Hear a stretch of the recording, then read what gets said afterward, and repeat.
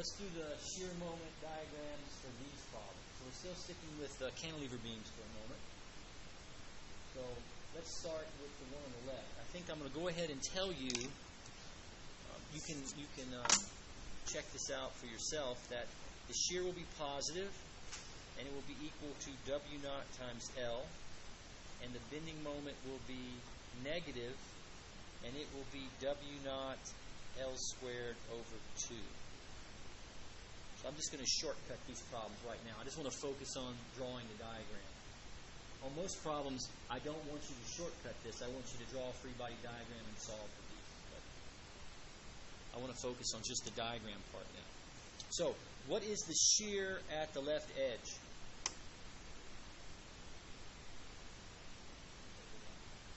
Yep, W naught times L. Is it positive or negative? Positive. So we're going to start off at W naught L. So just to remind you, the change in shear is equal to area under the load curve. So I want to calculate the change in shear from the left edge to the right edge, which would be the area under this load curve. The area under the load curve is what?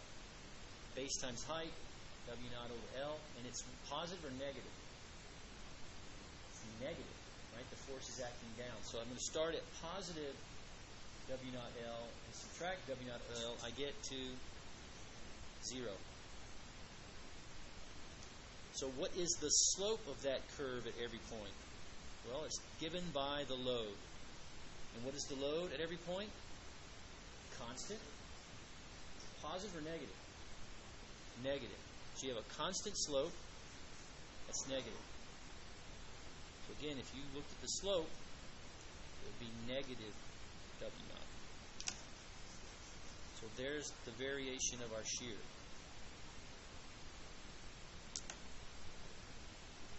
Okay?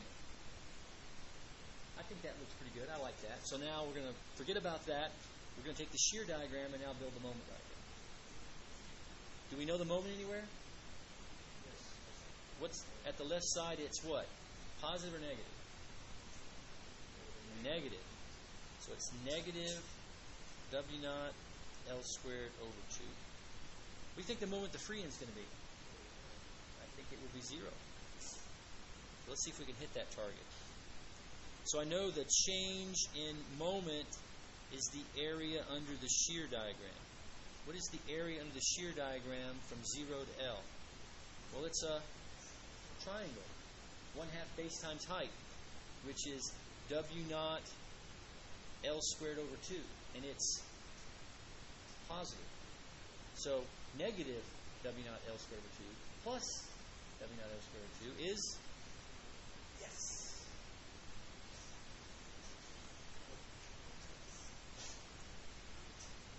By the way, during the exam, if every few minutes there's a yes, that's okay. Just as long as it's too loud. Don't get up and dance and run around. That could be distracting. So, now, what is the slope of the moment diagram? Well, it is the shear.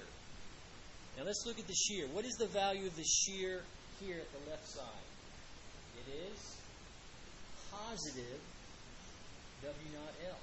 So that means my graph is going to start out with a positive slope, which I'll just sketch here. And if I did sketch it, it would be a positive slope of W naught L. And it's going to do what as I move to the right? The shear is getting smaller and smaller and smaller till it's what on this end? 0. What's 0 slope? It's a horizontal line.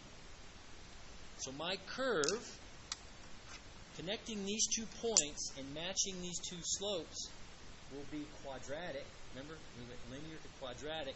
And if you just kind of sketch it in, it should look like that. And we're not too concerned that you get the exact shape as terms of values. All you want is a qualitative view. Is it got which way is the curve? Which way is it changing? But you have the key values. You still know that this is the maximum value. And remember, ultimately what we want to be able to do is identify where is the maximum slope and what is its value. And this graph will do that for us. Maximum I'm sorry, I said slope. The maximum moment would be W naught L squared over 2 and occurs at the connection.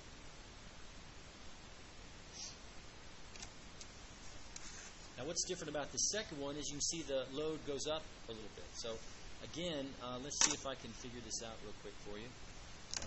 I believe that the shear at this side is going to be W naught L over 2, and then the moment is going to be W naught L squared over 3.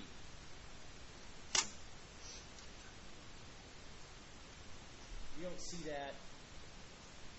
Don't concern yourself with that now. I'm sure if I gave you a few minutes and you sum forces in some moments, you'd come up with the same result.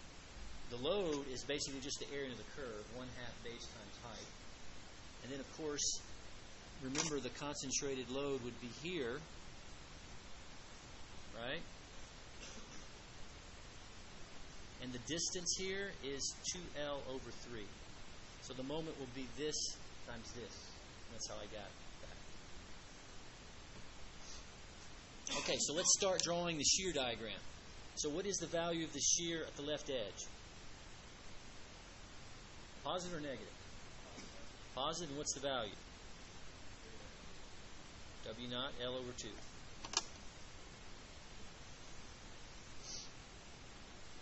Let's not try to guess what the free end is right yet.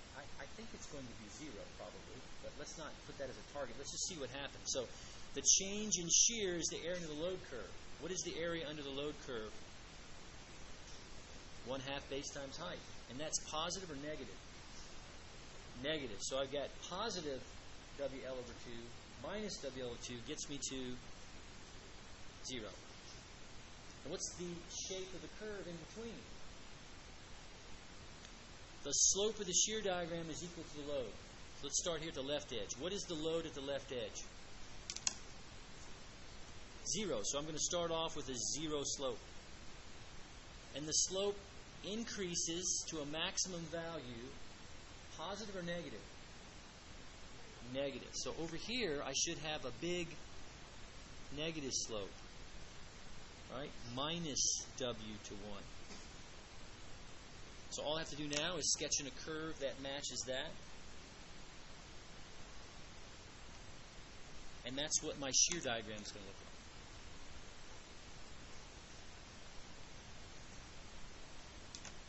Ultimate question, what's the maximum shear in the beam?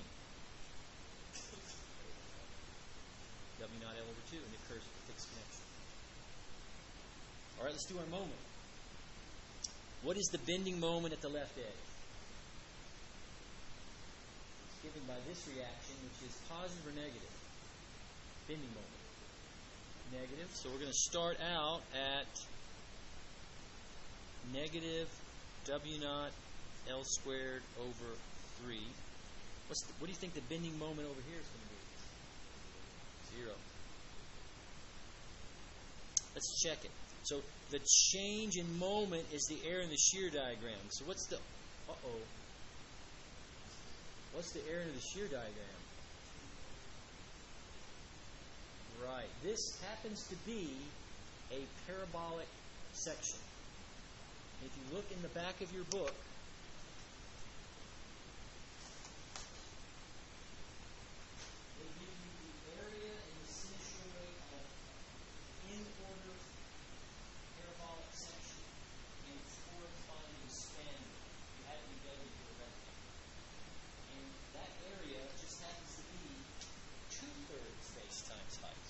out great. Now what qualifies it as a parabolic section is that it starts off with, at one end, there's a 0 slope. All right? This is not a segment of a parabola. It actually has the point where this would be mirrored. So this is a kind of a strange one. So you can see this could be a little bit of a limitation for you if you don't remember some of these formulas. But it's 2/3 base times height. So what is 2/3 base times height? Well, base is L. This is the height. When you multiply it out, you get positive WL squared over 3. So it does work out.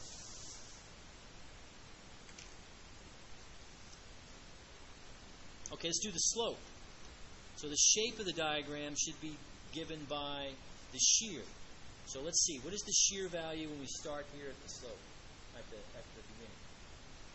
It's positive, so I'll draw that I have a positive slope of WL over 2, and it decreases to 0. Zero slope. So again, all I have to do is kind of connect the dots and match the slopes. Not quite perfect there, but you get the idea. And there's my moment diagram. So this was a first order curve, linear. This is second order, quadratic. This is third order, cubic.